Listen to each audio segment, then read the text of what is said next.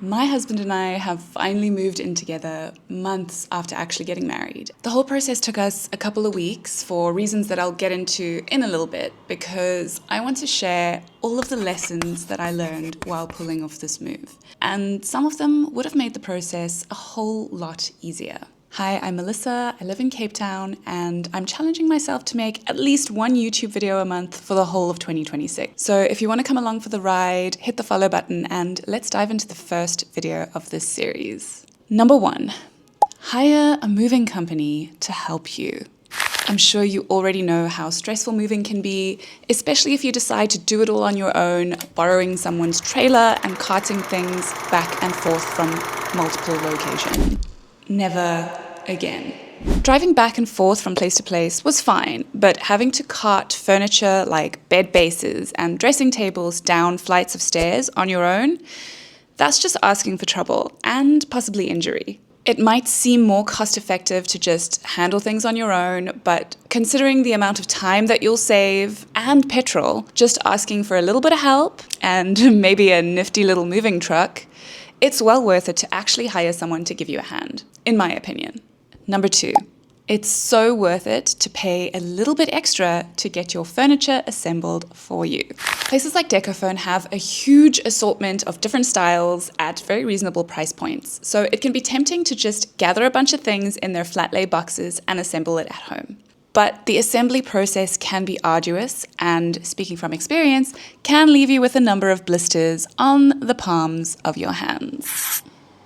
If I were to do this all over again, I think I would pay that little extra bit just to have whoever delivers the product also assemble it for me, so that I didn't have to spend 3 hours assembling a bedside pedestal. Just between you and me, I feel like this is the strategy that they have, where even if you don't love what you've bought that much, you've invested so much time in putting the thing together that there's no way you're going to disassemble it to return it. Well, that's how I feel anyway. It's definitely worth having somebody who knows what they're doing come in and assemble the furniture so that you don't have to take it apart to redo it when you discover that there's a mistake. Number 3, don't sleep on Pep Home.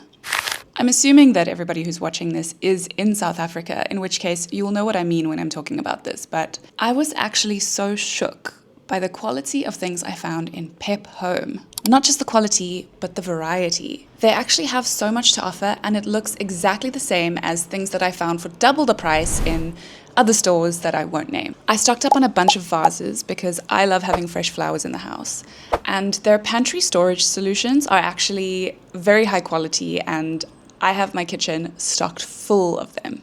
Definitely some of the best value for money I've found. This was actually advice that I got from a friend of mine before the move, and she was right. This video is not sponsored, by the way, but it's well worth popping into Pep Home to double check on prices before you commit to buying something at twice the price somewhere else. You never know what you might find. Number 4, and I'm gonna need a sip of coffee for this one. Number 4, don't use taped curtains.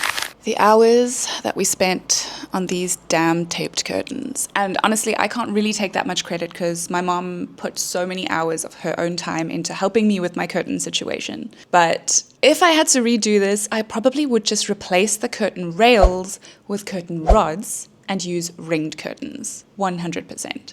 The pleated curtains look cute and all, but I highly recommend saving yourself so much trouble and opting for rods over rails. I'm not even joking when I say my fingers were bleeding from clipping in the damn curtain clips. And my curtains are white, so that could have been catastrophic. Trust, if I move again, I'm going for rods and ringed curtains. Absolutely, 100%. I recommend you do the same. And number 5, a very important one. This was actually advice I got from a couple of my friends before the move too.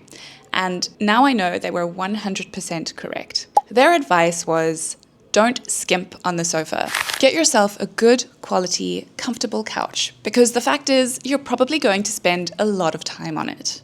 And you want it to last a long time too. So it can be well worth looking for a better quality couch that's going to hold out over time. Not to mention, your couch is probably the centerpiece of your living room if your living situation is anything like mine, which means that everybody that comes in is going to see it. And for some people that's pretty important. I love the couch that we settled on, which we actually got on a Black Friday sale. And after spending a few hours on it, I can 100% see why my friends gave me the advice that they did. And of course, they were right. Now that we're all settled into our new place and we love it here, I can look back on all the hours I spent assembling our TV cabinet and laugh. But I also know that if I had to repeat the process, I would do these things slightly differently and save myself a lot of time, effort, blood, sweat, and tears, and all that. I hope that if you're planning a move, some of these tips will make the process a little bit smoother for you. If you watched this far and any of these tips resonated with you, or you think I missed a really important tip, let me know in the comments below. I'd love to see what wisdom you've gathered on your own moving journeys, or which of these tips you're going to use going forward. This was the first of hopefully a bunch more videos, so stick around and maybe that'll motivate me. I'll see you in the next one.